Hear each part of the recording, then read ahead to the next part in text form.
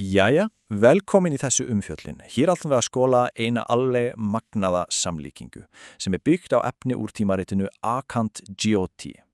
Hugmyndin að líta á lífið sitt sem eins konar óskatré, tré sem getur, ef við rættum það rétt, uppfyllt okkar allra dýpstu óskir og þrár.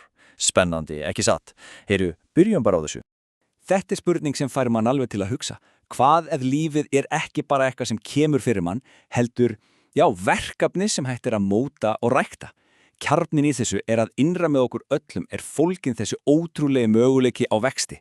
Alveg eins og lítið fræ sem býður bara eftir réttu skilyrðunum til að dafna og vaksa. Og þessi hugmynd oft tengd við góðsagnakennda tréð kalpavryxia.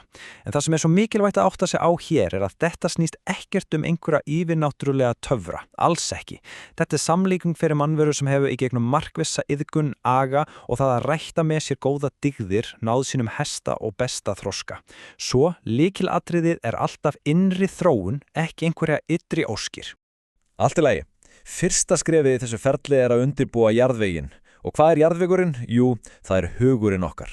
Áður en hægt að planta nokkru sem á að vaksa og verða stort og fallegt, þá verður grunnurinn að vera í lagi. Hann þarf að vera frjósamur og laus við allt illigresi. Þetta snýst sem sagt allt það að ná stjórna þessum síflöttandi hvikula huga. Sjáum þetta fyrir okkur svona. Annars vegar það hvikull hugur sem hoppar stjórnlaust á milli hugsana. Hann eins og órættat land fullt af illgresi. Þar getur ekkert varmætt í raun að vera vaxið. Hins vegar höfum við agaðan huga. Hann rólegur, einbeittur, já eins og fullkomlega undirbúinn og frjósamur akur, tilbúinn til að taka við fræi og næra það þar til að verða stóri plótu. Þetta algjörlega grunnurinn að öllu sem kemur á eftir.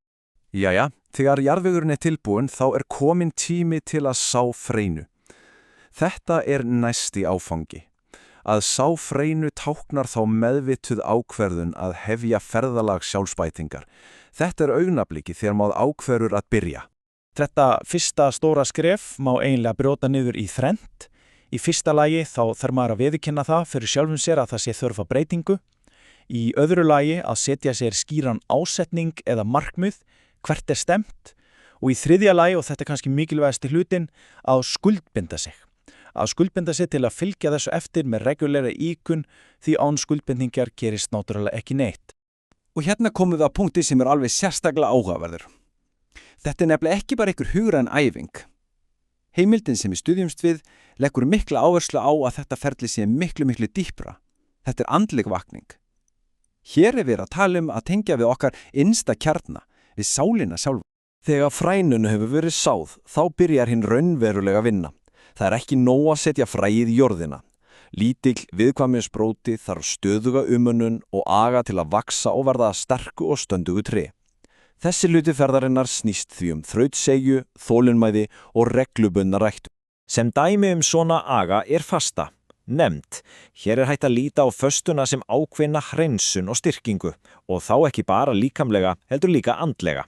Rétt eins og garðyrkjumaðurinn klippir burt dauðar greinar til að beina orkuplöntunar í það sem að vaksa, þá getur agi eins og fasta hjálpað okkur að hreinsa hugan af óþarfa drasli og styrkja einbeitinguna á það sem raunverulega skiptir máli. En hver þá endarlegur ávöxtur alls þessa erfiðis? Hvað það sem vex upp úr þessu velræktaða fræ? Svarið, samkvæmt þessari hugmyndafræði, fyrirmyndarlíf. Líf sem hefur náð sínum hæstu möguleikum og blómstrað af fullu. Til að gera þessa hugmynd aðeins áþreifanlegri þá bendir greinin á Púja Gurudev sem dæmi einmitt svona líf.